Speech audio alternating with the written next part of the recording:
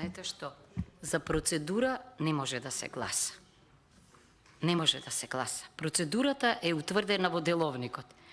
И толку ми е непријатно што треба истото што вчера го дискутирав на една комисија да го кажувам повторно.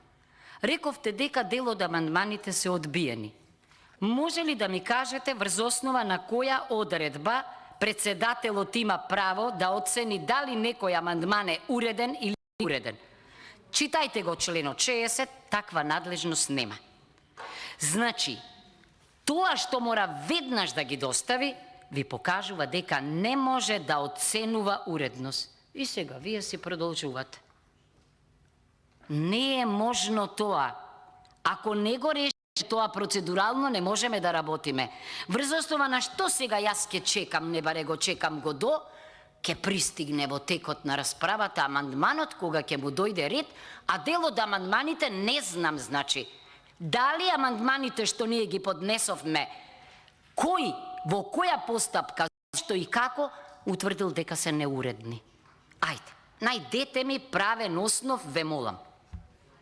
Прочитајте ми врз основа на што некој, па нека и тоа председател на собрание го направил тоа.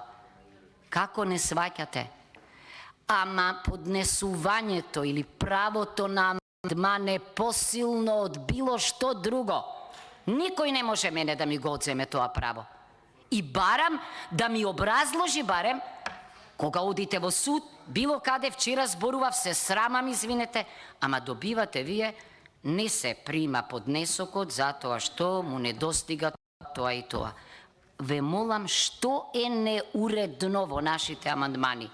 И каде пишува дека председател на собрание оценува уредност на амандмани, кога членот вели дека председателот на собранието амандманите веднаш ги доставува во пратениците. Значи во случајов тој е трансмисионер. Не може да толкува, не може да оценува, бидејќи е прв меѓу еднаквите. Не може да ми го одземе правото на амандман, не може да ми го ограничи правото на амандман. Овде може да не се изгласа тој амандман. Луѓе, зошто постојано исто повторува?